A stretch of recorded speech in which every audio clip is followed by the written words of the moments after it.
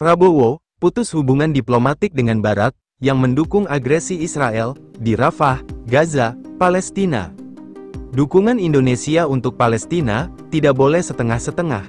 Indonesia mendukung secara keseluruhan, dibuktikan dengan langkah diplomasi, serta langkah-langkah solusi militer yang coba dirancang oleh Menteri Pertahanan. Sekaligus Presiden terpilih Prabowo Subianto, namun langkah diplomasi juga jangan dilupakan. Indonesia bisa saja mengenakan sanksi terhadap beberapa pihak yang selama ini mendukung Israel, seperti kala Indonesia mendesak langsung Amerika Serikat agar menggunakan pengaruhnya untuk menghentikan agresi Israel di Palestina. Namun apa yang terjadi? Amerika Serikat tidak begitu merespon hal itu. Karena kemitraan Amerika Serikat dan Israel memang sangatlah kental, diberitakan sebelumnya bahwa Indonesia akan memutus diplomasi dengan pihak-pihak yang mendukung Israel selama ini, karena hal tersebut sudah tidak bisa ditoleransi lagi. Israel benar-benar menyerang warga sipil yang tidak berdosa, dan hal itu merupakan sebuah pelanggaran besar. Tidak lupa Indonesia menyuarakan pendapatnya di Mahkamah Internasional untuk usaha menghentikan semua kekacauan ini. Kementerian Luar Negeri Republik Indonesia mengecam keras sikap Menteri Keuangan Israel yang mengingkari eksistensi bangsa Palestina dan tidak menghormati eksistensi serta kedaulatan wilayah Yordania. Indonesia mengecam keras sikap Menteri Keuangan Israel yang mengingkari eksistensi bangsa Palestina dan tidak menghormati eksistensi serta kedaulatan wilayah Yordania. Menurut pernyataan Kemlu dalam sebuah unggahan di Twitter, pernyataan itu disampaikan setelah Menteri Keuangan Israel, Bezalel Smotrich, menunjukkan peta wilayah Israel yang meliputi semua wilayah Palestina dan Yordania. Menurut Reuters, Smotrich, yang memimpin Partai Nasionalis Agama dalam koalisi kanan keras Perdana Menteri Benyamin Netanyahu, pada Minggu mengatakan bahwa tidak ada yang namanya rakyat Palestina, atau sejarah atau budaya Palestina. Pernyataan tersebut kemudian menuai kecaman keras dari Menteri Luar Negeri Yordania, yang menyebut pernyataan dari Smotrich sebagai rasis. Indonesia menegaskan konsistensi untuk mendukung perjuangan bangsa Palestina dan menghormati kedaulatan wilayah Yordania. Sementara itu, langkah terbaru yang akan diambil oleh pemerintah Indonesia yakni membantu gugatan internasional agar segera rampung untuk memberi efek jera terhadap Israel dan dukungan-dukungan diplomasi lainnya di Perserikatan Bangsa-Bangsa serta pengerahan pasukan perdamaian untuk memonitor dan mewujudkan gencatan senjata. Prabowo putus hubungan diplomatik dengan Barat yang mendukung agresi Israel di Rafah, Gaza, Palestina.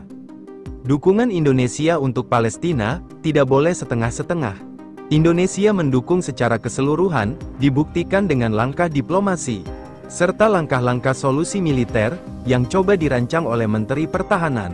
Sekaligus Presiden terpilih Prabowo Subianto, namun langkah diplomasi juga jangan dilupakan.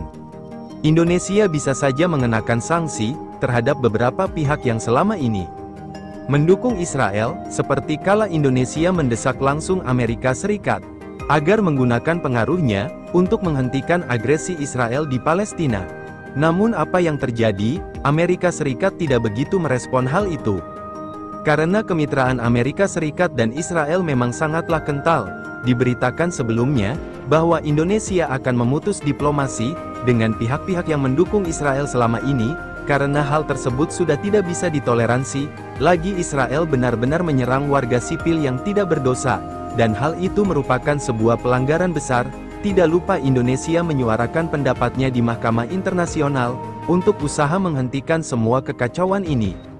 Kementerian Luar Negeri Republik Indonesia mengecam keras sikap Menteri Keuangan Israel yang mengingkari eksistensi bangsa Palestina dan tidak menghormati eksistensi serta kedaulatan wilayah Yordania.